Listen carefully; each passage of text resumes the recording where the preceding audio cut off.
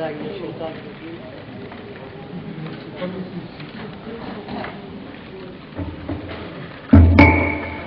بسم الله الرحمن الرحيم. نحمده ونصلي على رسوله الكريم والمهدي الموعود عليه الصلاة والتسليم. أما بعد، فقد قال الله تبارك وتعالى في كلامه القديم والفرقان العظيم: أعوذ بالله من الشيطان الرجيم. بسم الله الرحمن الرحيم. ما كان محمد أبا أحد من رجالكم ولكن رسول الله وخاتم النبيين وكان الله بكل شيء عليما. ارشاد خداوندی ہے کہ محمد تمہارے مردوں میں سے کسی کے باپ نہیں ہیں، بلکہ ان کا مقام تو یہ ہے کہ وہ اللہ کے رسول ہیں اور نبیوں کے خاتم ہیں، اور اللہ تعالیٰ ہر چیز کا جاننے والا ہے. آج کی یہ مقدس رات حضور پرنور سرور کائنات محسن انسانیت احمد مصطفیٰ محمد مصطفیٰ صلی اللہ علیہ وسلم کی ولادت باسعادت کی مقدس رات ہے. آج اللہ تبارک و تعالیٰ نے، اگر یہ میں کہوں تو بھیجا نہ ہوگا، رسول اللہ صلی اللہ علیہ وسلم کے طفیل میں اپنی پوری شانوں کو دکھا دیا. اللہ تعالیٰ نے اپنے جلووں سے سرفراز فرما دیا. اللہ تعالیٰ نے اپنی نعمتوں کی تکمیل کر دی. اللہ تبارک و تعالیٰ نے اپنے رخ سے پردہ ہٹا دیا. رسول اللہ صلی اللہ علیہ وسلم کے ذریعے سے اللہ تعالیٰ نے ہم کو ہر چیز بتا دی.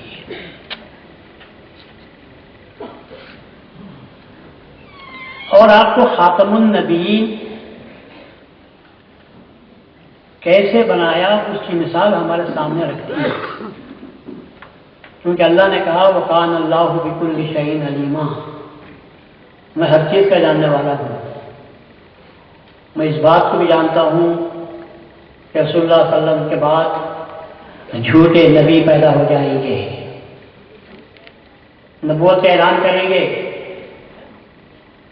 اور لوگ ان کی نبوت کو مانتے ہوئے اس نبی کی بھی تصدیق کر لیں گے. تعجب کی بات ہے، رسول اللہ صلی اللہ علیہ وسلم کے 800 سال کے بعد امامنا مہدی موعود علیہ السلام نے خلیفۃ اللہ کا دعویٰ کیا، نبوت کا دعویٰ نہیں کیا، رسالت کا دعویٰ نہیں کیا. دلائل سے سمجھایا کہ میرا مذہب اللہ کی کتاب ہے اور میں رسول کی اتباع کرنے والا ہوں. تو لوگوں نے اختلاف کیا. آپ تعجب کرتے ہوں گے یہ کیسے علماء ہیں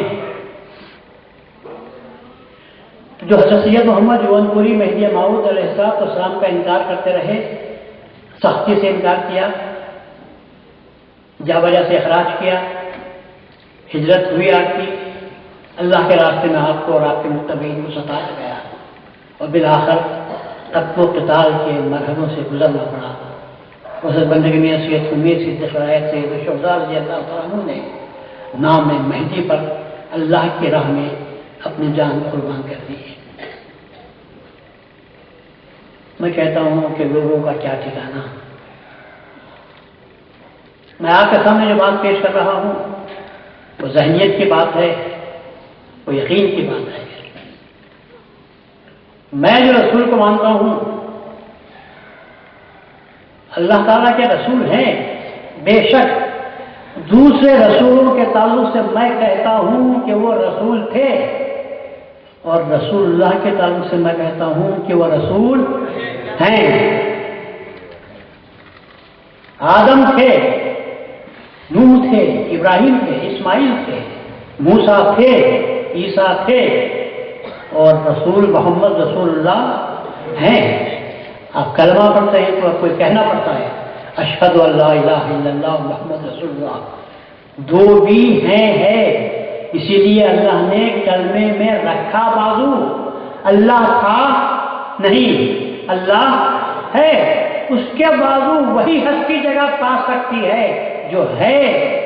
ابراہیم تھے نہیں، محمد رسول اللہ ہیں۔ میں گواہی دیتا ہوں کہ اللہ واحد ہے، اس کا کوئی شریک نہیں، اور میں گواہی دیتا ہوں کہ محمد اللہ کے رسول ہیں۔ اب سوال یہ ہے کہ ہیں کیوں، کہاں ہیں بتاؤ؟ ہم کہتے ہیں کہ جو گستاخی پر مجبور نہ کرو، ہم آپ کا سوال کا جواب دیتے ہیں، مگر ایک سوال کرتے ہوئے اگر یہی ہے کہ ہیں دنیا میں تو اس کو ہے کہنا چاہیے، تو بتاؤ اللہ کہاں ہے؟ بتاؤ اللہ کہاں ہے؟ بولتے جو آپ بول رہے ہیں ہم بھی وہی کہتے ہیں، اللہ کہاں نہیں ہے۔ رسول اللہ کی شریعت جب تک زندہ ہے، اور رسول کی شریعت پوری کائنات پر حاوی ہے، پوری کائنات پر حاوی ہے۔ پیغمبر دوسرے پیغمبر تو اپنے اپنے علاقوں کے تھے، مگر رسول اللہ صلی اللہ علیہ وسلم ساری دنیا کے ہیں۔ رسول اللہ صلی اللہ علیہ وسلم ساری دنیا کے، کائنات کی ہر چیز پر ملکیت ہے تو اللہ کی حکومت ہے، تو کس کی حکومت ہے؟ رسول کی حکومت ہے۔ سکہ چل رہا ہے آج تو کس کا سکہ چل رہا ہے؟ اللہ کی حکومت ہے، مگر سکہ چل رہا ہے رسول اللہ کی شریعت کا سکہ چل رہا ہے۔ اور جو شریعت کے سکہ کا انکار کرتا ہے اسے دنیا میں کچھ مل جائے تو مل جائے، آخرت کے بازار میں تو اسے کچھ بھی مل نہیں سکتا، اس لیے کہ وہ لوگ پوچھتے ہیں وہ سکہ لاؤ جس پر رسول اللہ کی مہر پڑی ہوئی ہے، وہ سکہ اس بازار میں چلتا ہے۔ تم نے جو کام، یہ دو چیزیں بھی ہیں۔ اس کے بعد کائنات کی ہر چیز، پہاڑ پر چلو تو بھی رسول کا، رسول اللہ صلی اللہ علیہ وسلم کے ساتھ ابو بکر صدیق، عمر فاروق، عثمان غنی، یہ تینوں بیٹھے ہوئے تھے، تو بات نکلتے نکلتے بات آئی کہ اللہ تبارک تعالیٰ کا ولی اور اللہ کا محبوب کون ہوگا؟ تو رسول اللہ نے فرمایا کہ اگر میں کہوں اس پہاڑ کو کہ چلنے لگے تو وہ چل جائے گا۔ ابھی زبان سے آپ کے الفاظ نہیں نکلے تھے کہ پہاڑ نے حرکت شروع کر دی، وہ پہاڑ جس کے تعلق سے ہم سب جانتے ہیں کہ اپنی جگہ سے ہل نہیں سکتا، مگر چونکہ وہ غلام تھا رسول اللہ کا تو اس نے کہا کہ شاید مجھے حکم دے رہے ہیں۔ پھر رسولوں نے فرمایا کہ نہیں، تیرے تجھ پر میں بھی ہوں، اور عثمان غنی بھی ہے، عمر فاروق بھی ہے، ابو بکر صدیق بھی ہے۔ میں نے مثال دی تھی، میں تجھے چلنے کا حکم نہیں دیا تھا تو پہاڑ رک جاتا ہے۔ تو معلوم یہ ہوا ساری کائنات پر اگر حکومت ہے تو صرف رسول اللہ صلی اللہ علیہ وسلم کی حکومت ہے۔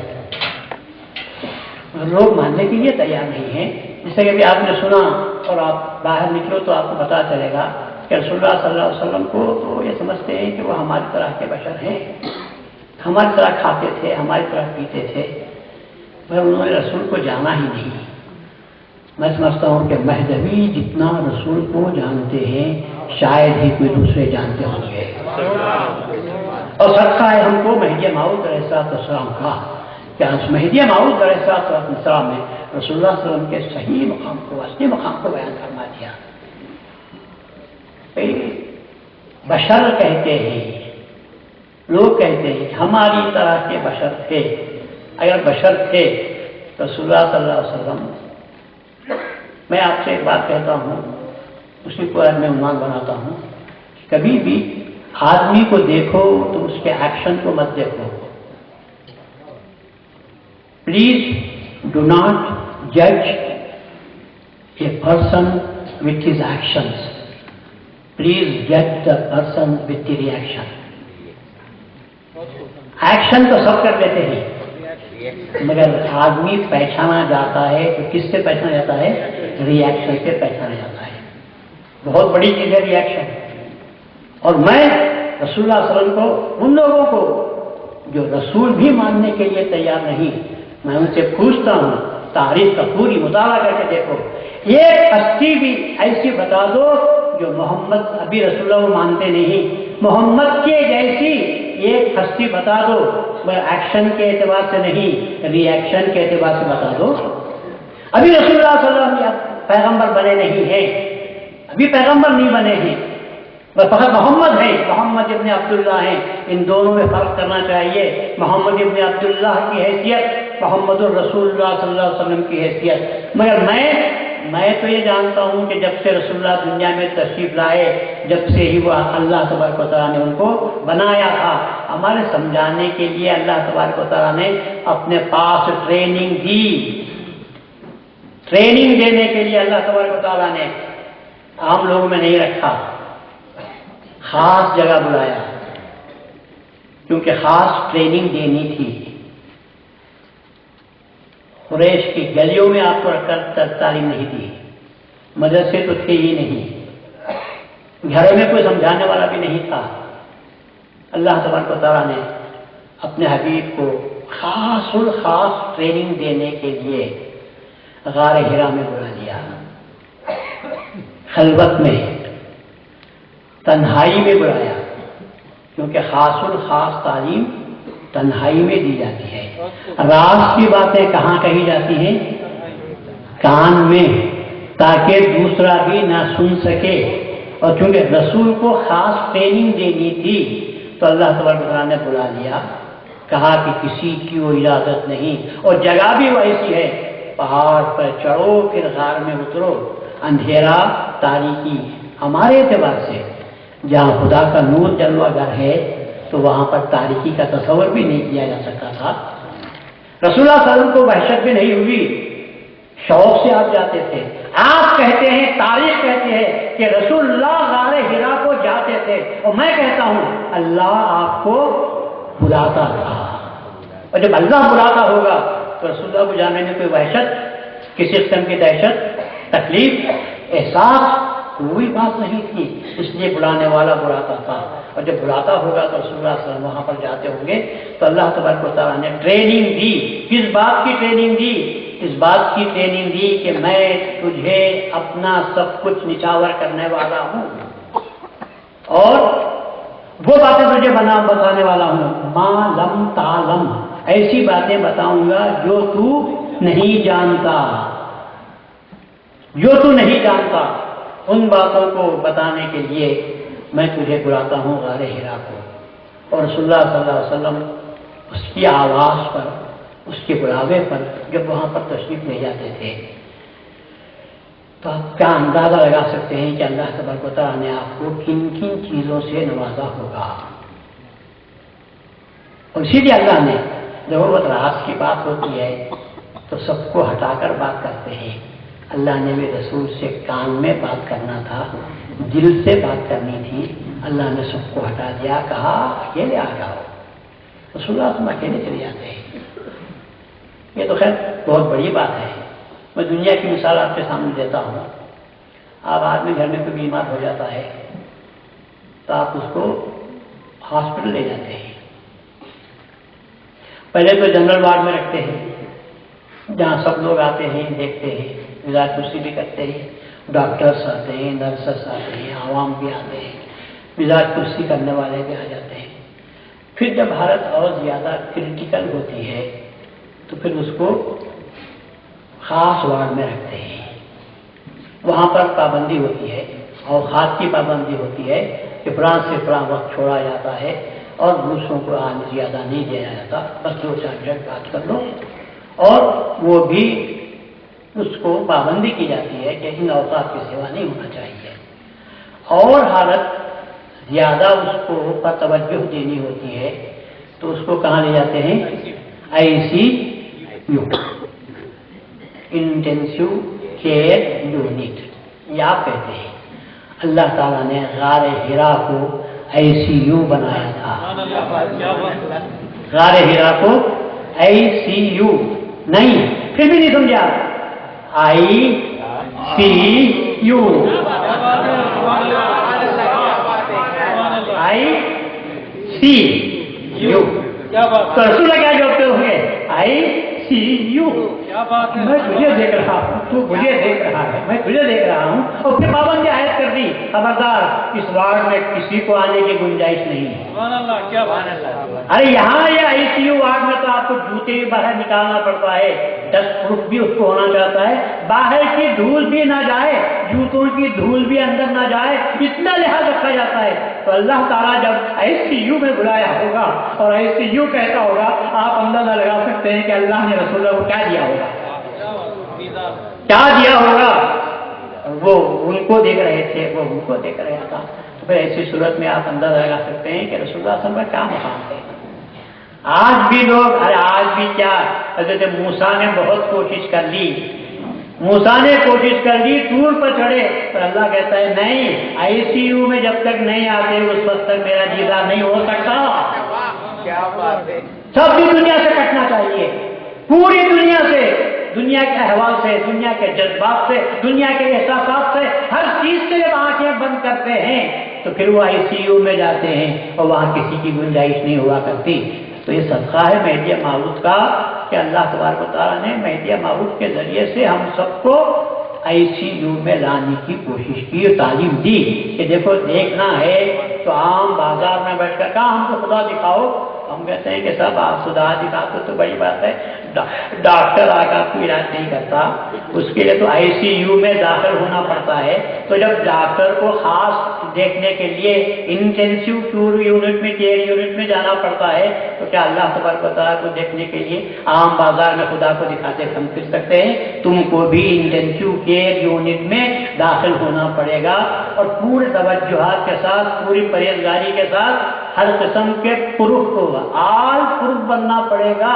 آل پروف کو ہی ترک دنیا کے نام سے یاد کرتا ہے. ہر اعتبار سے دنیا نئی دخل نہیں دے سکتی. تجمل، عیش، عشرت، کھانا پینا، عیش، ہر چیز جو آپ کو خدا سے غافل کرنے والی ہوتی ہے، وہ چیز ہو تو خدا کا دیدار نہیں ہو سکتا. آپ کو اس مقام پر جانا چاہیے. اللہ تبارک و تعالیٰ نے آپ کو غار حرا پہ بلانے کا اصل مقصد یہی تھا. اور اللہ تبارک و تعالیٰ نے اس کے بعد جب دیکھا کہ ٹھیک ہوئی ہے، پھر اللہ تبارک و تعالیٰ نے آپ پر وحی نازل کی اور جبرائیل کے ذریعے سے آپ کو وحی نازل فرمائی. مگر اس زمانے میں اللہ تبارک و تعالیٰ رسول اللہ کا کوئی ساتھی نہیں تھا، کوئی ساتھی نہیں تھا. ان باتوں کو کون سمجھ سکتا تھا؟ صرف ایک ہستی تھی جن پر سے ہماری مائیں سب قربان ہو جائیں، جن کو میں خدیجہ الکبریٰ رضی اللہ تعالیٰ عنہا کے نام سے یاد کرتا ہوا. نبیہ تو نہیں تھی، جیسے کہ میں نے کہا کہ آدمی ایکشن سے نہیں ری ایکشن سے پہچانا جاتا ہے. آپ جا رہے ہیں، اتفاق سے آپ کی سائیکل کی سامنے والے سے سائیکل سے ٹکر ہو گئی. دیٹ از ایکشن تھا نا، وہ اس کا انجانے پن سے لگ گیا ہوگا. اب دیکھو ایک آدمی کا ری ایکشن کیا ہوتا ہے، دیکھ کے نہیں کرتے، اندھے ہو گئے وہ، یہ ری ایکشن ہو رہی ہے. اب دیکھنے والا دیکھتا ہے کہ ٹکر ہو گئی تھی، ہو سکتی ہے آدمی ادھر ادھر دیکھا ہوگا، غلطی ہو گئی ہوگی تو ٹکر لگ گئی ہے، تھوڑا سا گھسیڑا بھی لگ گیا ہوگا. اب جو ہمارا ری ایکشن ہوتا ہے وہ کتنے قسم کا ہوتا ہے. وہ تو مار دیا، وہ غلطی ہے، نہیں صاحب میں دیکھا نہیں، ارے نیچے دے کے چلنا بھائی، ٹکر لگ جاتی ہے، اندھے ہو گئے تو چلے تو برابر چلنا، یہ ساری باتیں ہوتی ہیں. اب وہ آدمی اندر رکھتا ہے کہ یہ آدمی کس پائے کا ہے کہ میرے ساتھ ایک چھوٹے سے ایکشن کا ری ایکشن کیا ہو رہا ہے. اگر شریف آدمی رہتا ہے تو کہتا ہے معافی چاہتا ہوں، میری غلطی ہو گئی، بس یہ بھی ری ایکشن ہے. اگر دونوں ری ایکشن میں کتنا بڑا فرق ہے. یاد رکھو اس بات کو، میں ری ایکشن کو اس لیے میں آپ کے سامنے پیش کر رہا ہوں، اب ساری دنیا ری ایکشن کے تحت چل رہی ہے. سارے جھگڑے آج جو پیدا ہو رہے ہیں کس کی وجہ سے؟ ایکشن کی وجہ سے نہیں، ری ایکشن کی وجہ سے زیادہ ہوتے ہیں. رسول اللہ صلی اللہ علیہ وسلم کا سب سے بڑا کمال یہی تھا کہ آپ نے دنیا کو صحیح ری ایکشن سمجھایا.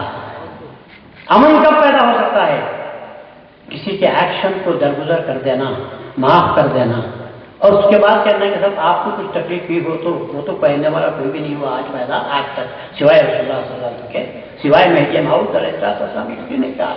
آپ کو گھر سے نکالا جاتا ہے تو آپ نکل جاتے ہیں، آپ کو تکلیف دی جاتی ہے تو آپ برداشت کر لیتے ہیں، آپ کے لوگوں کو مارا جاتا ہے تو آپ اپنے بیوی بچوں کو مارتے ہیں تو آپ کو قبول کرنے کے لیے تیار ہیں۔ ہر آدمی کا ریئیکشن الگ ہوتا ہے، مگر اس مقام پر رسول اللہ صلی اللہ علیہ وسلم کے ریئیکشن کو آپ دیکھیے۔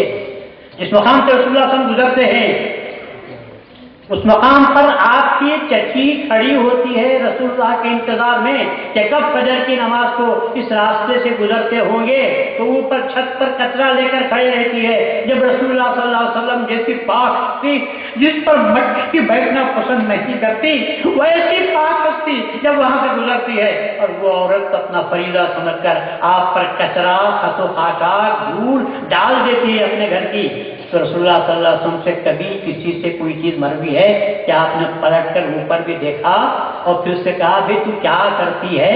ایک آدھ مرتبہ ہو تو معاف ہے۔ زندگی کا اکثر حصہ جب رسول اللہ صلی اللہ علیہ وسلم جب تشریف لے جاتے ہیں اس کا کام وہی تھا کہ برابر اس پاک و صاف چہرے جسم پر، بدن اطہر پر، کپڑوں پر وہ اپنا ڈالتی تھی، چہرے پر اپنا کچرا ڈال دیا کرتی تھی۔ ہفتوں ایسا ہو گیا، کوئی ریئیکشن، کوئی ریئیکشن، شکایت نہیں ریئیکشن آپ دیکھیے رسول اللہ صلی اللہ علیہ وسلم کا۔ آپ جب ایک مرتبہ گزرتے ہیں اور وہ کچرا آپ پر نہیں پڑتا، آپ کو شاک ہوتا ہے، آپ یہ سمجھتے ہیں کہ ہو نہ ہو چچی بیمار ہو گئے ہیں، آپ اہم فریضہ ادا نہیں کر رہی ہیں میرے اوپر کچرا ڈالنے کا، تو شاید بیمار ہیں اور اتنے بیمار ہیں کہ وہ بستر سے اٹھ بھی نہیں سکتے شاید، جبھی تو میرے پر کچرا نہیں پڑا۔ اس کے بعد جب نماز پڑھ کر آپ آتے ہیں تو پہلے چڑھ کر جاتے ہیں زینا اور جا کر پوچھتے ہیں چچی جان طبیعت کیسی ہے؟ تو بولے بھتیجے تجھے کیسا معلوم ہوا؟ کہا آپ جو کام کرتے تھے آج وہ کام نہیں ہوا تو میں خیریت پوچھنے آیا ہوں، بتائیے کیا دنیا میں کسی آدمی کا ایسا ریئیکشن ہو سکتا ہے جس قدر کچرا ڈالتی تھی آج نہ ڈالے تو اس کو بددعا دینا تھا، مر جائے تو اچھا ہو، لیکن رسول اللہ نے فرمایا چل کے اس کی عیادت کرنی چاہیے۔ ایک طرف رسول اللہ عبادت کرتے ہیں اور دوسری طرف رسول اللہ عیادت کرتے ہیں، اور کس کی عیادت ہو رہی ہے؟ دشمن کی۔ یہ ریئیکشن دیکھے آپ، کیا کسی میں ہمارے میں اتنی ہمت ہے کہ ایسا ریئیکشن کر سکیں؟ وہ لوگ جو آپ کے جان کے دشمن تھے، جو لوگ آپ کے گوشت کے بھوکے اور آپ کے خون کے پیاسے تھے، جنہوں نے ساری زندگی رسول اللہ صلی اللہ علیہ وسلم کو، میں 13 سال کی بات نہیں کر رہا ہوں، میں بات کر رہا ہوں 22 سال کی بات نہیں کر رہا ہوں، 22 سال جنہوں نے رسول اللہ صلی اللہ علیہ وسلم کو ستایا، غلط ناموں سے یاد کیا، تو جب مکہ فتح ہوتا ہے اور رسول اللہ صلی اللہ علیہ وسلم تشریف لاتے ہیں، آپ ان پر سوار ہیں، رسول اللہ صلی اللہ علیہ وسلم نے جو طریقہ اختیار کیا وہ کوئی فاتح کانکرر آف دا ورلڈ جسے کہہ سکتے ہیں، جس نے فتح کر لیا ہے، وہ لوگ سامنے کھڑے ہوئے ہیں سر جھکائے ہوئے کہ آج ہماری گردنیں اڑا دی جائیں گی، ہم نے ان کو بہت ستایا ہے، ان کے لوگوں کو ستایا ہے، ان کا پانی کے لیے ترسایا ہے۔ شیخ ابی طالب نے 3 سال رہے رسول اللہ صلی اللہ علیہ وسلم، 3 سال رہے، آپ اندازہ لگا سکتے ہیں، اور 3 سالوں میں رسول اللہ صلی اللہ علیہ وسلم کو، رسول اللہ کے صحابہ کرام کو ایک بازار کی ایک چیز لینے نہیں دی، دکانیں کھلی ہوئی ہیں، ہر چیز موجود ہے، اور جب صحابہ کرام پیسے دے کر چیز خریدتے ہیں تو کہتے ہیں کہ خبر نہیں، ہم کو حکم نہیں ہے، قریش نے کہا ہے کہ آپ کو، آپ کے لوگوں کو ایک چیز نہ بیچی جائے، پیسے لے کر بھی آپ کو نہیں دیا جاتا۔ 3 سال کا گزرا، کیا رسول اللہ صلی اللہ علیہ وسلم نے کبھی، رسول اللہ صلی اللہ علیہ وسلم نے کبھی مخلوق سے کیا شکایت کریں گے؟ رسول اللہ نے کبھی خدا سے شکایت نہیں کی ہے۔ یہ ہے رسول اللہ کا ریئیکشن۔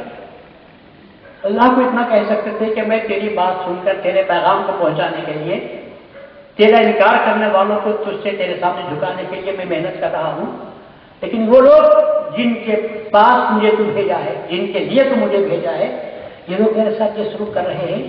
کبھی رسول اللہ صلی اللہ علیہ وسلم نے اللہ سے شکایت کی؟ ان سے تو کیا پوچھتے ہیں، کبھی شکایت نہیں کی۔ شیب ابی طالب میں 3 سال رکھا گیا۔ صحابہ کی یہ حالت بیان کی جاتی ہے، صحابہ کی یہ حالت بیان کی جاتی ہے کہ ایک ایک کھجور کی گٹھی منہ میں رکھتے تھے، چوستے تھے، اور جو لعاب آتا تھا اس کو پی لیتے تھے۔ اس کے بعد بازو والا کہتا مجھے تھوڑی دے دے، پھر وہی گٹھی اس کے پاس جاتی تھی اور وہی چوستا تھا۔ اس طرح گردش کرتی تھی۔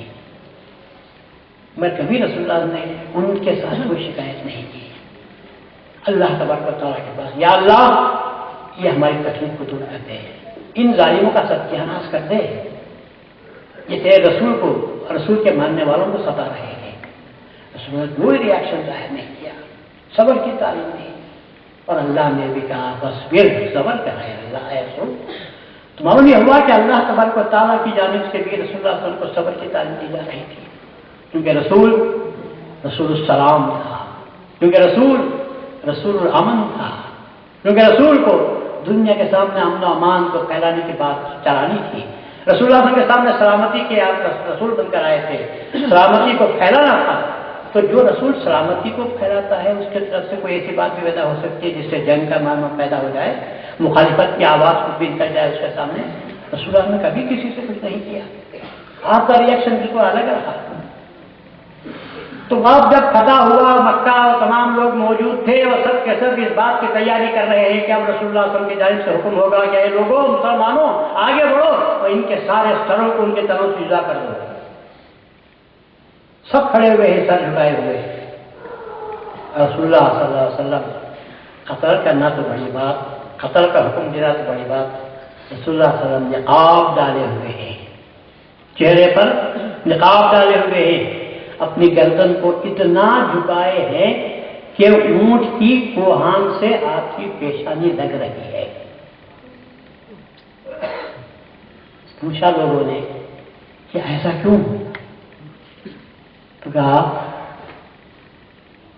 یہ میری آنکھ میں آنکھ ملا نہیں سکتے، میں ان کو دیکھوں گا تو ان کو پرانے کارنامے یاد آ جائیں گے تو شرمندہ ہوں گے، میں ان کو میرے سامنے شرمندہ بھی کرنا نہیں چاہتا۔ ہے کسی کے پاس کیا ریئیکشن ہو سکتا ہے؟ کوئی اتنی دور کی بات سوچ بھی سکتا ہے۔ ہم اگر جیت گئے تو آنکھیں کھلا کر دیکھیں گے دیکھو کیسا ہے، کیا ہوتا ہے۔ لیکن رسول اللہ نے کیا کیا؟ اپنے گردن کو جھکا دیا، کوہان تک لے کے چلے گئے اور کہا میں ان کو شرمندہ کرنا نہیں چاہتا، انہوں نے مجھے اتنا ستایا ہے کہ میرے آنکھ میں آنکھ ملا کر دیکھ نہیں سکتے، میں مزید ان کو شرمندہ کرنا نہیں چاہتا۔ یہ ہے رسول اللہ کا ریئیکشن، رد عمل رسول اللہ کا یہ ہے۔ تو پھر اس کے بعد جب لوگ کھڑے ہوئے ہیں حکم کے منتظر سے تو رسول اللہ نے فرما دیا لا تصریب علیکم اليوم انتم الطلقاء، آج تم سب کے سب آزاد ہو، آج تم پر کوئی الزام نہیں ہے۔ انہوں نے ابھی معافی بھی نہیں چاہی، سر بھی نہیں جھکایا انہوں نے۔ رسول اللہ صلی اللہ علیہ وسلم کی طرف سے اعلان ہوتا ہے لا تصریب علیکم اليوم، آج تم پر کوئی الزام نہیں۔ یہ جملہ دہرایا رسول اللہ نے تو وہی جملہ دہرایا جو یوسف علیہ السلام نے اپنے بھائیوں کے لیے کہا تھا۔ بھائیوں نے آپ کو جو غلط سلوک کیا تھا، برسوں کے بعد جو ملاقات ہوتی ہے اور بھائی راستے رہتے ہیں کہ ہم نے ان کے ساتھ کیا کیا نہیں کیا، اور یہ آج اس مقام پر ہیں تو ہمارے ساتھ کیا سلوک کریں گے، تو اس وقت بھی یوسف علیہ السلام کی زبان سے یہ الفاظ نکلے لا تصریب علیکم اليوم۔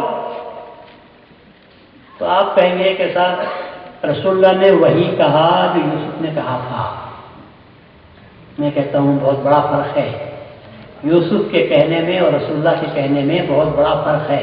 یوسف علیہ السلام نے اپنے بھائیوں کو کہا تھا اور رسول اللہ نے اپنے دشمنوں کو کہا تھا، بھائیوں کو نہیں دشمنوں کو کہا تھا، کٹر دشمن جنہوں نے آپ کو 22 سال ستایا تھا، ان غیروں کو آپ نے کہا تھا یوسف علیہ السلام نے تو اپنے باپ بھی کیونکہ موجود تھے یعقوب علیہ السلام، تو ان کی آنکھوں کی رعایت کی وجہ سے بھی شاید یوسف علیہ السلام نے اپنے بھائیوں کو اگرچہ کہ وہ سوتیلے تھے مگر بھائیوں کو معاف کیا، مگر رسول اللہ صلی اللہ علیہ وسلم نے جو معاف کیا اپنے کٹر دشمنوں کو معاف کیا، جن کی جو خون کے پیاسے تھے، جب وہ سامنے آتے ہیں وہ ذلیل ہو کر سامنے کھڑے ہوتے ہیں، ایسے وقت میں رسول اللہ صلی اللہ علیہ وسلم کا جو ریاکشن تھا یہ تاریخ اس کا جواب دینے سے آج تک قاصر ہے، آپ نے ان کو معاف کر دیا۔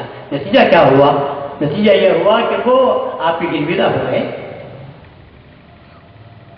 مسلمان ہوئے، گرویدہ ہوئے، اور اس سے ان کی بات ریاکشن کی بات میں کہتا ہوں جو کسی سے ہو نہیں سکتی، کسی سے ہو نہیں سکتی، وہ کام بھی رسول اللہ نے فرمایا کہ جب مکہ فتح ہوا سب لوگ تتر بتر ہو کر کھڑے ہوئے ہیں، سب رز رہے ہیں، تو سب سے سوچ رہے ہیں کہ ہمارا انجام کیا ہونے والا ہے، اور ابو سفیان قریش کا سردار اعظم جس کو اپنی امارت پر، حکومت پر، قیادت پر، سیادت پر ناز تھا اور خود یہ چاہتا تھا کہ مجھے پیغمبر بنانا چاہیے تھا، میری موجودگی میں یہ غلام یہ یتیم بچے کو کیسے اللہ نے پیغمبری عطا کر دی، مجھے نبوت ملنی چاہیے تھی، یہ زعم تھا۔ جب رسول اللہ صلی اللہ علیہ وسلم نے مکے کو فتح کیا تو آپ نے اعلان کیا معافی کے لیے، جو کعبۃ اللہ میں گھس گیا اس کے لیے امان، اس کو نہ مارا جائے۔ کعبۃ اللہ تو آپ جانتے ہیں کس کا گھر ہے؟ اللہ کا گھر ہے۔ آپ جب فوٹو میں جو نقطہ پیش کر رہا ہوں قابل غور ہے، قابل غور ہے، کوئی نہیں کر سکتا وہ کام سوائے رسول اللہ صلی اللہ علیہ وسلم کے۔ جو شخص کعبۃ اللہ میں گھس جائے اس پر تلوار نہ چلانا، اور جو ابو سفیان کے گھر میں چلے جائے اس پر تلوار نہ چلانا۔ ایک اللہ کا گھر اور ایک اللہ کا دشمن۔ رسول اللہ صلی اللہ علیہ وسلم نے کیا برابری کا ثبوت دیا؟ ہم آپ ہوتے تو کیا کرتے ہیں؟ ہمارے پاس غصہ ہے، ہمارے پاس ریئیکشن سخت ہے ہمارا، ہم انتقام لیتے، یا رسول اللہ یہ تو اتنا خراب دشمن ہے، آپ یہ اعلان کرتے ہو کہ کعبۃ اللہ میں جو داخل ہوا اس کو گردن بج گئی، ہمارا گردن مت کاٹو، اور جو ابو سفیان کے گھر میں گیا وہ ابو سفیان جو ہر جنگ میں، جنگ بدر سے لے کر جنگ احد، تمام جنگوں میں، غزوہ خندق میں، تمام جنگوں میں جو شخص سب سے بڑا کھرا اللہ کا، آپ کا، مسلمانوں کا کٹر ترین دشمن تھا، آج اس کی یہ نوبت پہنچی ہے کہ وہ ذلیل ہو کر کھڑا ہوا ہے، اور رسول اللہ اعلان کرتے ہیں جو شخص ابو سفیان کے گھر میں چلا جائے اس کو بھی معافی کا اعلان ہے۔ اب آپ سن تو رہے ہیں، برداشت بھی آپ کر سکتے ہیں، میں کہہ رہا ہوں کہ رسول اللہ کا ریئیکشن کو ہم کیا سمجھ سکتے ہیں، رسول اللہ صلی اللہ علیہ وسلم نے کیا رد عمل کا اظہار کیا، اور نتیجہ یہ ہوا کہ سارا عرب جو ابو سفیان کے تابع تھا، جب انہوں نے سنا کہ رسول اللہ نے ابو سفیان کے گھر میں جانے والے کو بھی امان دی جاتی ہے، تو انہوں نے سب نے رسول اللہ کے قدموں میں آ کر جھک کر ایمان کو قبول کر لیا، اور مقصد رسول کا ان کو ذلیل کرنا نہیں تھا، خدا کے سامنے جھکا دینا تھا۔ رسول اللہ نے وہ طریقہ اختیار کیا۔ تو آدمی پہچانا جاتا ہے تو ریئیکشن کے ذریعے سے پہچانا جاتا ہے، اور یہ پوری زندگی میں رسول اللہ کی آپ جا کر دیکھیں گے، پوری زندگی کے آپ مطالعہ کیجیے تو آپ کو یہ بات معلوم ہوگی کہ رسول اللہ نے آپ کو درگزر معاف کرنا اور کسی سے ریئیکشن بہترین پیش کرنا کہ جس سے اس کے دل کو جیتا جا سکے، اس سے نہ کر آدمی بہت کچھ کر سکتا ہے۔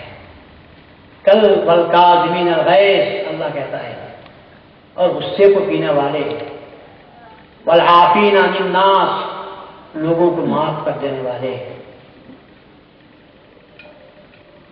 حضرت حسن ہے یا حضرت علی رضی اللہ عنہ ہے، کھانا کھاتے بیٹھے ہوئے تھے، آپ کنیز لا کر دستر پر شوربہ رکھنا چاہتی تھی کہ وہ شوربہ اس کے ہاتھ سے کٹورا گر گیا، اور رسول اللہ کے کپڑوں پہ یا علی کے کپڑوں پر گر گیا. وہ لونڈی ہے، ہم اس کے آقا ہیں. اگر ہمارے ساتھ کوئی ایسا سلوک کرے تو ہم کیا کریں گے؟ جبکہ ہمارے کپڑے بھی بگڑ گئے. انہوں نے اٹھا کر دیکھا تو کنیز نے پڑھا والکاظمین الغیظ، اللہ کے مومن بندے وہ ہوتے ہیں جو غصے کو پی جاتے ہیں. تو انہوں نے کہا میں پی گیا. پھر اس کے بعد کہا کہ والعافین عن الناس، تو کہا مومن یہی نہیں ہوتے. اللہ کہتا ہے مومن وہ ہوتے ہیں جو لوگوں کو معاف کر دیتے ہیں. تو علی نے کہا جا میں نے معاف کر دیا. پھر اس نے کہا، اس کے بعد میں یہ آیت آئی ہے واللہ یحب المحسنین، اور اللہ احسان کرنے والوں کو پسند کرتا ہے. تو علی نے کہا جا میں نے تجھے آزاد کر دیا. تو غلطی وہ باندھی کی اور اسے جزا مل رہی ہے. ایک طرف تو معاف بھی کر دیا گیا، غصے کو اپنے پی لیا، معاف بھی کر دیا، پھر اس کو آزاد بھی کر دیا. یہ کس کی تعلیم ہے؟ یہ تعلیم کہاں سے حاصل کی؟ ایک تو قرآن پڑھا. یاد رکھو آج قرآن کے پڑھنے والے لاکھوں حافظ ہیں، پورے قرآن کے پڑھنے والے لاکھوں حافظ ہیں، علماء ہزاروں ہوں گے، لیکن کہیں بھی بات رسول اللہ صلی اللہ علیہ وسلم کی یا رسول اللہ کے اسوے کی یا قرآن کی آیت کی کہیں بھی آپ کو جھلکیاں بھی نظر آتی ہیں؟ کیوں نظر نہیں آتی؟ اور 800 سال کے بعد ایک ہستی پیدا ہوتی ہے، اس ہستی میں سوائے اس کے کچھ نہیں تھا. یا تو قرآن کی آیت تھی یا رسول اللہ صلی اللہ علیہ وسلم کے اسوہ حسنہ. کیا بات ہے؟ کیا بات ہے؟ کیوں ایسا ہوا؟ اس کا جواب دیتا ہوں. آئیڈیا پڑھ لینے سے کچھ حاصل نہیں ہوتا. میڈیکل بکس کتنے ملتے ہیں آپ کو بازار میں؟ کتنی میں کتنے مصنفوں کے ہیں کہ کھانسی کے لیے کیا ہے، سردی کے لیے کیا ہے، بخار کے لیے کیا ہے. نہیں ملتی دکان، کتابیں نہیں ملتی. ہر شخص کتاب لا کر پڑھ کر علاج اپنا کر لے سکتا ہے. الٹا اثر ہو جائے گا، الٹا اثر ہوگا، نہیں کرتا. پھر آپ کیا کرتے ہیں؟ آپ ڈاکٹر کے پاس جاتے ہیں. اس کے پاس یہ کتاب نہیں ہے، آپ کے پاس سینکڑوں کتابیں ہیں، اس کے پاس ایک بھی کتاب نہیں ہے، مگر اس کی دوا میں، اس کے علاج میں تاثیر ہوتی ہے. اور آپ پڑھ کر بھی کریں تو کچھ بھی نہیں ہوتا.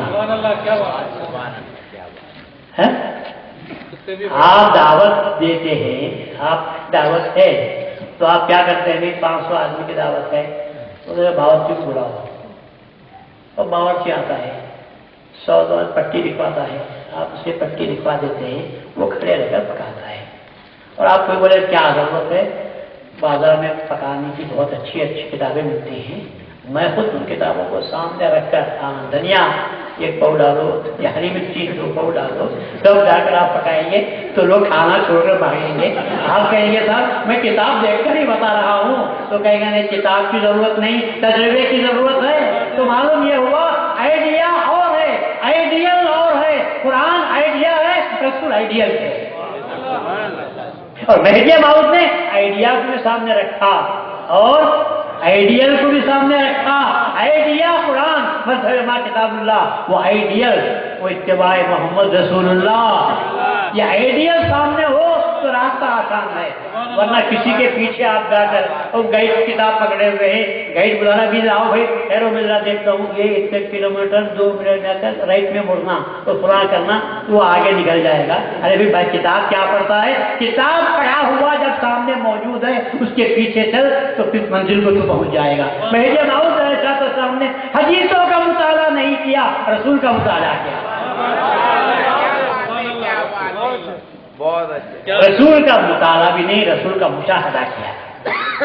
رسول اللہ جہاں جا رہے ہیں میں ساتھ چل جاتا ہوں. ہر قسم کی غلطی سے محفوظ ہو گئے، معصوم سے خطا ہو گئے، کیونکہ سوائے رسول اللہ کا کسی کے پاس پیچھے ہاتھ نہیں گئے تھے.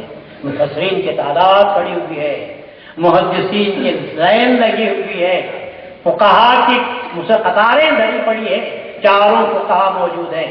مہدی موعود نے کہا کہ نہیں، یہاں اجماع ہے، یہاں قیاس ہے. یہ قیاس کو اپنے قرآن میں اور رسول کی حدیث میں اپنی عقل کو لڑا رہے ہیں. اور یاد رکھو دین عقل والوں کو نہیں ملتا، ان کو دین ملتا ہے جو دین کی رسول کی تحدیث پر اپنی عقل کو قربان کر دیتے ہیں، ان کو ایمان مل جاتا ہے.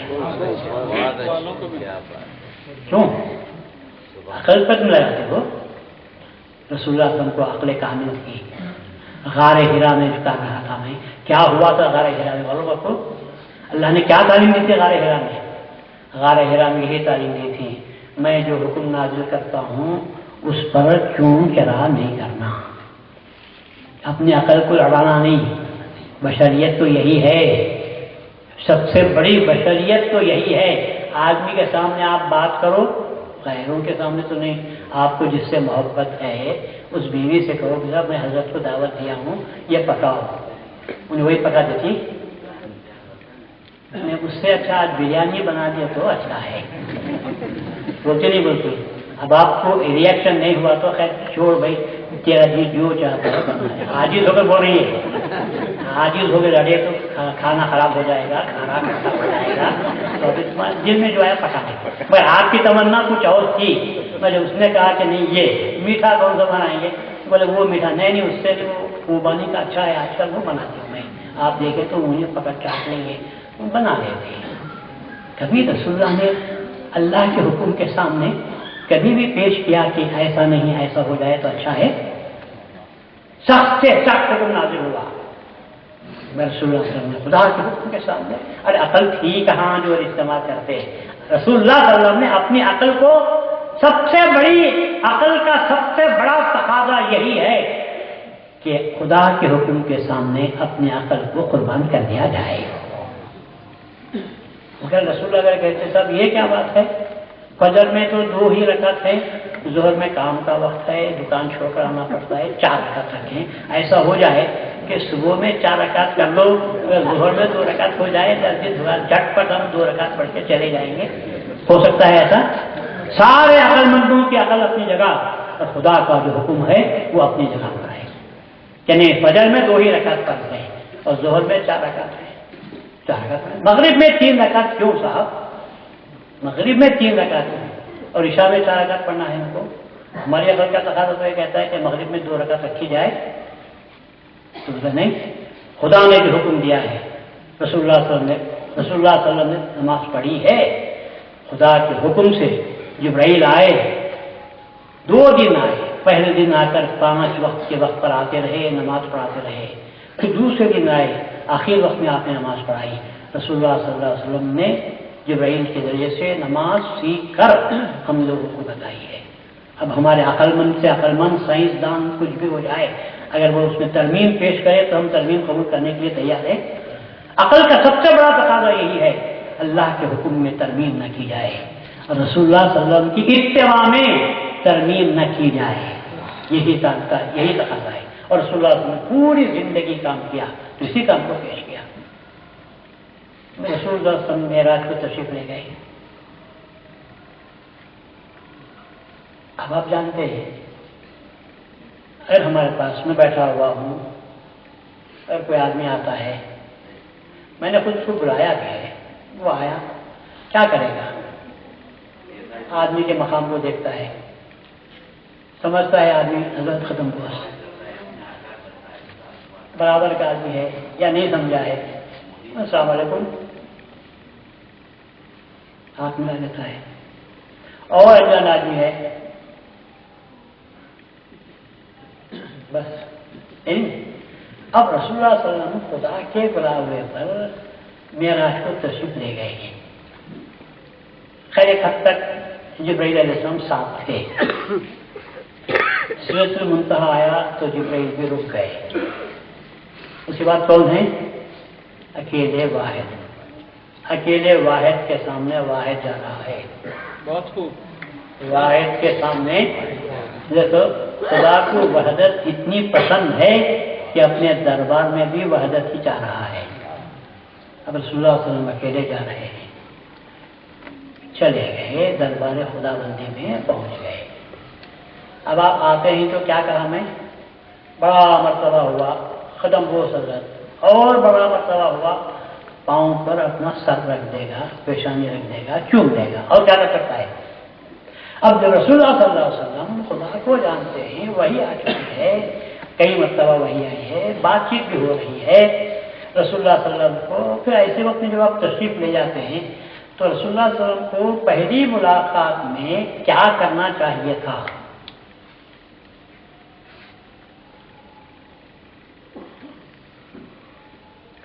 खुदा के नामों में से एक नाम सलाम है। अब रसूलुल्लाह जाकर सलाम अलैकुम अल्लाह सलाम अलैकुम बोल सकते हैं। जो खुद हस्ती सलामती की हस्ती है उस पर सलाम कौन नाज़िल करेगा, तो सलाम तो नहीं कर सकते। फिर आप आदाब अर्ज़ है, जैसे हैदराबाद में करते हैं, हज़रत आदाब अर्ज़ है, क्या आदाब है, फिर क्या करेंगे रसूलुल्लाह। ये रसूलुल्लाह सल्लल्लाहु अलैहि वसल्लम की शान थी। रसूलुल्लाह ने कहा अत्तहियातु लिल्लाहि वस्सलावातु वत्तय्यिबात। तशहुद में आप पढ़ते हैं अत्तहियातु लिल्लाहि, सारी कौली इबादतें पाकीज़गियां जितने हैं ज़बान से निकलने के, वो सब तेरे दरबार में हैं। वस्सलावातु, फेल के काम करने के जितने पाकीज़ा तरीके हैं वो सब तेरे दरबार में हैं। वत्तय्यिबात, और सारे पाक माल खर्च करने के जितने तरीके हैं, जो माल दिया जा सकता है किसी पर, निछावर कर सकते हैं, वो सारे के सारे माली आमाल भी तेरे दरबार में। अत्तहियातु लिल्लाहि वस्सलावातु वत्तय्यिबात। ये है रसूलुल्लाह सल्लल्लाहु अलैहि वसल्लम का एक्शन है। ये रसूलुल्लाह का दरबार में पहुंचने के बाद एक्शन है। सलाम का तरीका, सलाम तो नहीं करते थे रसूलुल्लाह तो नहीं कर सकते थे। अब जवाब सुनिए आप, अब खुदा का जो रिएक्शन हो रहा है, अस्सलामु अलैका अय्युहन नबिय्यु व रहमतुल्लाहि व बरकातुहू। अब हम जो सलाम करते हैं रसूल की इत्तिबा का नहीं, अल्लाह ताला की इत्तिबा का सलाम कर रहे हैं, जो हुजूर के वास्ते से हमको मिला है। तो अल्लाह ने कहा अस्सलामु अलैका, ऐ रसूल तुझ पर सलामती नाज़िल हो। अय्युहन नबिय्यु, ऐ नबी।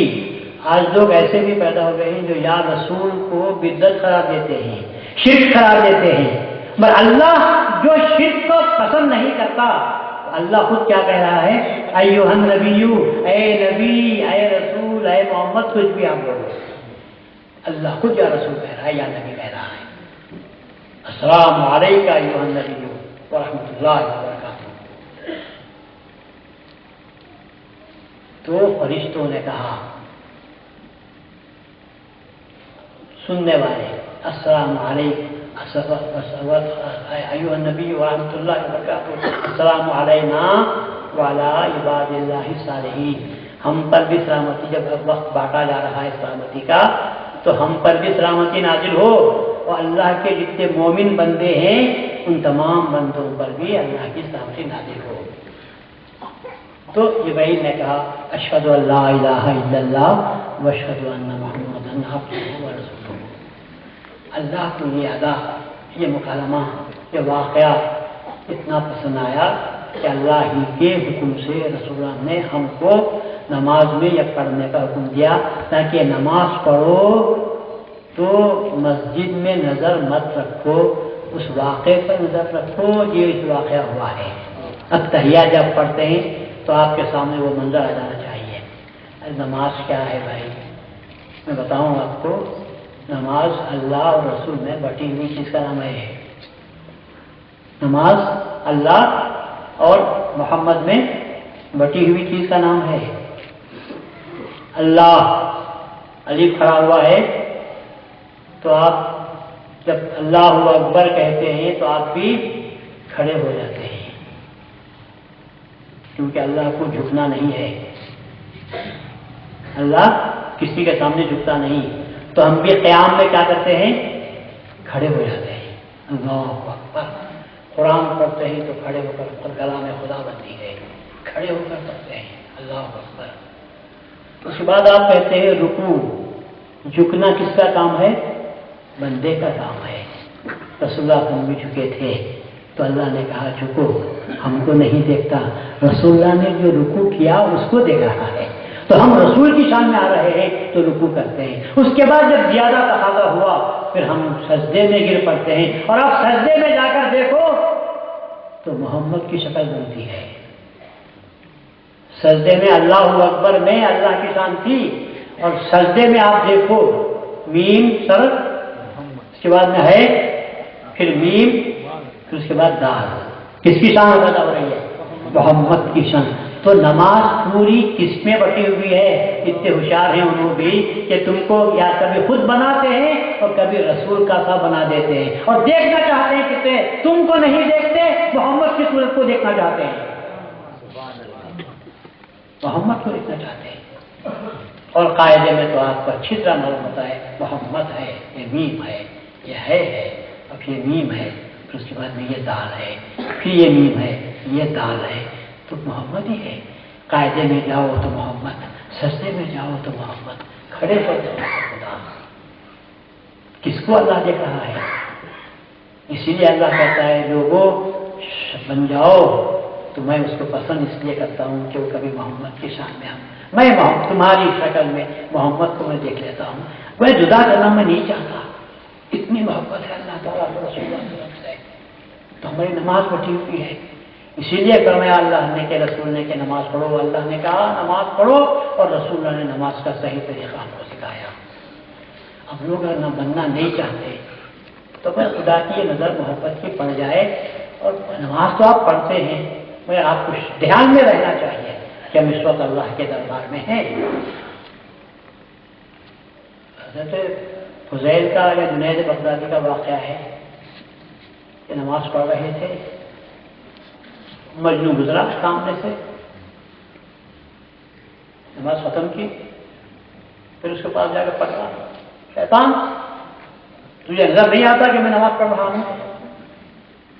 نمازی کے سامنے سے گزرنے سے رسول اللہ نے منع کیا ہے اور گزر گیا تو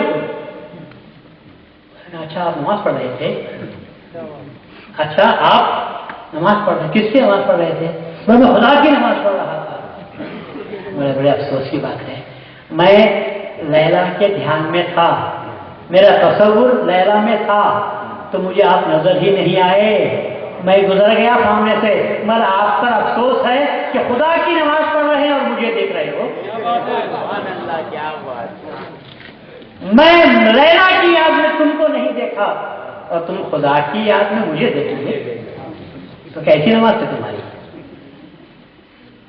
تو نماز ایسی ہونی چاہیے، تصور خدا کا ہو اور پھر طریقہ رسول کا ہو، اسی نماز ہے۔ اللہ تو یہی چاہتا ہے تم میرے دربار میں بھی آؤ، بازار میں جاؤ، گھروں کو جاؤ، سب ہو، مگر کچھ تیار تو کر لیا کرو، کبھی کبھی تجدید تو کر لیا کرو دن میں، تو پھر تمہارا ایمان تازہ رہے گا۔ تو رسول اللہ صلی اللہ علیہ وسلم نے اپنی پوری ہستی اللہ کے ساتھ فنا کر دی تھی، تو اللہ تبارک و تعالیٰ نے آپ کو جو جزا دی ہے اس نے، وہ قیامت تک ہی نہیں، قیامت میں بھی اللہ تبارک و تعالیٰ رسول اللہ صلی اللہ علیہ وسلم کی خوشی کو اپنی خوشی سمجھے گا، ساری مخلوق خدا کو دیکھے گی، اور پیغمبروں سمیت نوازش بخشش کا حکم ہو جائے تو کافی ہے، سب تکتے رہیں گے، سب تکتے رہیں گے، اور خدا تکے گا تو رسول کو تکتا رہے گا، بول تیری رضا کیا ہے، تو جس کو اشارہ کر دے گا میں اس کو معاف کر دوں گا۔ اس لیے حضور رسول اللہ صلی اللہ علیہ وسلم کی ہستی اتنی پیاری تھی، بعد کے لوگوں نے کبھی حدیثوں کے ذریعے، کبھی فقہا کے ذریعے، کبھی تصوف کے ذریعے رسول اللہ کے طریقے پر بہت ساری دھول ڈال دی تھی، تو اللہ نے کہا سب کچھ ہو سکتا ہے، دو چیزیں نہیں ہو سکتی، کوئی قرآن کا بدل نہیں ہو سکتا اور کوئی رسول کی تعلیمات کو، عمل کو کوئی بھلا نہیں سکتا۔ لوگ بھلا دیے ہیں تو میں ایک ہستی کو پیدا کروں گا جو رسول کے نقوش کو تازہ کر دے گا۔ تو مہدی کا مقصد بھیجنے کا رسول اللہ کے نقش کو تازہ کرنا تھا، اور مہدی موعود نے کہا میں سوائے اس کے کچھ نہیں کرتا کہ رسول کے نقش قدم کو تمہارے سامنے پیش کر دوں۔ اللہ کا احسان ہے کہ اللہ تعالیٰ نے ہم کو دوبارہ پھر رسول کے صحیح اصلی نقش قدم کو ہمارے سامنے پیش کیا مہدی موعود کے ذریعے سے۔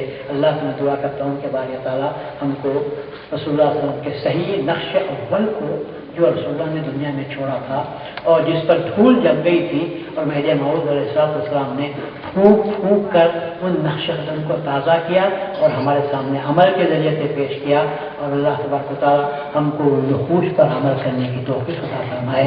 اور جنہوں نے دعوت دی، مجھے اس فقیر کو کچھ کم آیا ہے، کم علم ہوں، مگر آپ لوگوں نے محبت سے مجھے بلا لیا ہوگا شاید، تو خیر جو کچھ بھی میں نے یاد تھا میں آپ کو بول دیا ہوں۔ اللہ تبارک و تعالیٰ ان تمام لوگوں کو، کمیٹیوں کو جنہوں نے مجھے دعوت دی اور انتظامات کیے، اللہ تبارک و تعالیٰ ان کی محنتوں کو بھی اللہ قبول فرمائے، ان کے سینوں کو اللہ کھول دے، ایمان کی جو روشنی ان میں پیدا کر دے، کثافتوں سے ان کو دور رکھ، اور اللہ تبارک و تعالیٰ اسی طرح نوجوانوں کو، اور مجھے بڑی دیکھ کر یہ خوشی ہوتی ہے کہ کام میں اس مجلس میں بھی اور کام کرنے والے جو کمیٹیاں ہیں اس میں بھی نوجوان آگے بڑھ کر حصہ لے رہے ہیں۔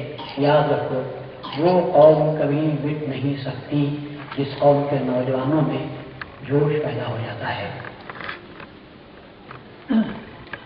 نوجوان قوم کی ریڑھ کی ہڈی ہوا کرتے ہیں، باقی کے لوگ جو ہے بوڑھے ہوتے ہیں، کمر جھکی ہوئی رہتی ہے، کبھی پاؤں سے چل نہیں سکتے، ہاتھ اٹھتا نہیں، دماغ بھی سوچتا نہیں، اور نوجوان جو ہوتا ہے وہ قوم کی ریڑھ کی ہڈی ہوتا ہے، بالکل سیدھا رہتا ہے، پوری قوم صحیح رہتی ہے۔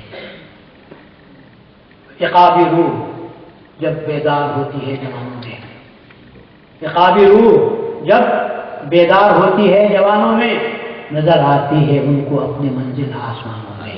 اللہ تعالیٰ ان نوجوانوں کو زندہ رکھے، اللہ ان نوجوانوں کو قوم کی خدمت کرنے اور دین مہدی پر، دین رسول پر ثابت قدم رہتے ہوئے قوم کی بھی خدمت کرنے کا اللہ کو موقع عطا فرمائے۔ وآخر دعوانا الحمدللہ رب العالمین۔